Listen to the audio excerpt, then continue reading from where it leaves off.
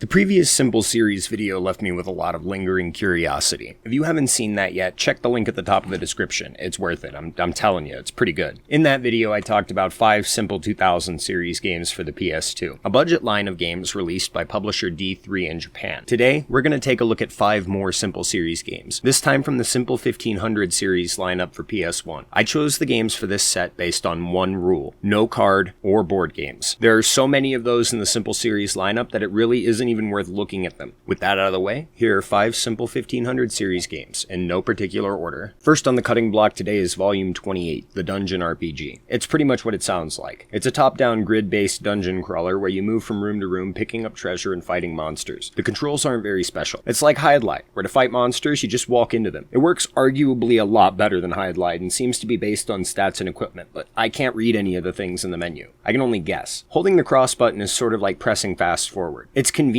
for moving through long hallways, but doesn't serve much of a use outside of that. Visually, it looks alright. The character sprite has a good amount of detail and animation, and the monsters I saw had a couple of neat designs, aside from the bats. This is a game I would enjoy a lot more if I could read it. On that note, we're off to a really good start. Game number 2 is Volume 47, The Skateboard. This one is hot garbage. There isn't a single fucking thing redeemable about it. Those half-decent visuals? Those are dirty, cheap lies. They only exist to cover up what might just be the worst skateboarding video game ever made. The idea is simple. Make your way to the end of the stage before the time runs out and get a high score before you get there. Easy, right? Well, all of those fun things you like about skateboarding games, like doing tricks and grinding and having fun, those things don't exist here. Tricks happen automatically when you ollie from any sloped surface. Anytime you perform a trick, the score for that trick goes down slightly. From what I can tell, there's no way to control what tricks are being done at any given time. It's just random. To grind a rail, you just ollie onto it, which sounds perfectly fine in theory, but in practice, the hit window for a grind is crap. So is the ollie height and the gravity. So is everything else. This game just really sucks. At first, I felt like I was doing something wrong, and that the ridiculous point score was attainable if I just tried to learn the game. No, it's just bullshit. I like skateboarding games, and this just feels disrespectful. Next up, Volume 24, The Gun Shooting. This one is okay. It's an on-rails light gun shooter with a lot of eye-candy visuals. The game starts with a half-anime, half-pre-rendered FMV cutscene of who I assume are the heroes, getting ready to drive into battle. I don't have a light gun, so I was playing the game with the cursor on screen, and it isn't too bad. There are usually a pretty good amount of things to shoot on screen. They move around pretty quickly, reloading happens pretty quickly, and everything looks flashy and fun. Some of the enemy designs are really outstanding, and the stages I played weren't repetitive, which is weird, because I was kind of expecting them all to look exactly the same. This doesn't feel as much like a budget game as some of the others have. This feels more like an arcade game that almost made it to release, but still needed a few weeks to iron out some of the fidelity. There's a lot of text in the menu parts of the game that I can't read, but there's some kind of story going on here that I think would be interesting if I could. I wouldn't play it for longer than a few stages, because I think arcade rail shooters are boring, but it's pretty good for what it is. Game number 4 is Volume 32, The Boxing. The Duck Station emulator upscaling broke some of the polygon placement, but I think this is probably the best game I played in this set. It's a pretty simple 1v1 fighting game with a few bits of inspiration sprinkled all over it. For instance, you'll notice that Red here, who totally isn't Jin Kazama, we swear, is wearing trunks that say Joe. This is a nod to the legendary boxing manga Ashita no Joe, written by Asaki Takamori. A couple of more obvious inspirations here include Punch-Out and Street Fighter. All of this is combined with this cutesy art style that makes the game feel more like a college student's hobby game than a budget shovelware title. The gameplay itself is solid, but not amazing. Punches are thrown entirely with square, and blocking is done by holding cross and pressing up and down on the D-pad depending on where your enemy is punching. Single tapping left, up, or down on the D-pad will weave in that direction. Double tapping will shift in that direction, making for a greater use of the 3D arena. This game uses a traditional fighting game special move system. You input a couple of D-pad directions followed by the attack button, and you do a special move. I'm not entirely sure if there are multiple special moves or not, but I do know that everyone has one. Once you get the hang of counterpunching and getting a combo started, this really isn't a hard game to play. Hell, I think it would probably be really fun with a second player. I recommend checking this one out. It's at least better than Sonic the Fighters. Last but not least, the moment we've all been waiting for. Volume 56, The Sniper. This game starts with the scenes we previously saw in the Sniper 2 flashback sequence. The sniper here is a sniper who does sniper things when a package suddenly arrives at his door. I can't understand the dialogue, but I imagine the sniper is just monologuing about his life and how hard it is to be a sniper or something like that. The gameplay here is identical to the sequel, but it feels a lot tighter and more responsive. The crosshair's a lot less painful to control, and the target character model usually stands out really well. You still aim with the D-pad, but at least it doesn't feel nearly as floaty or hard to manage. Faraway NPCs all look like Minecraft people, which is funny, but this overall game doesn't look remarkable. It looks like a PS1 game with no real standout artistic decisions. Every stage in the game ends with a cutscene, followed by a "to be continued," which makes me think they're probably probably is some story to be had here if you can understand it. Ultimately though, I can't, and this was way more boring than the other one. The Sniper 2, at least, had hilariously bad pre-rendered cutscenes. Here, everything just looks bad. I'm a little bit disappointed because I went into this one hoping it would at least be funny, but instead it's just a really boring budget sniper game with nothing terrible and nothing good. I'm sure somebody out there must like it, but I am not that somebody. And that was 5 simple 1500 series games. I think the most amazing thing about this experience is how similar it was to the last one, even though none of the games were the same. All of these games were surprising for one reason or another, and some of them felt more like hobbyist indie games than commercial releases. I want to know more.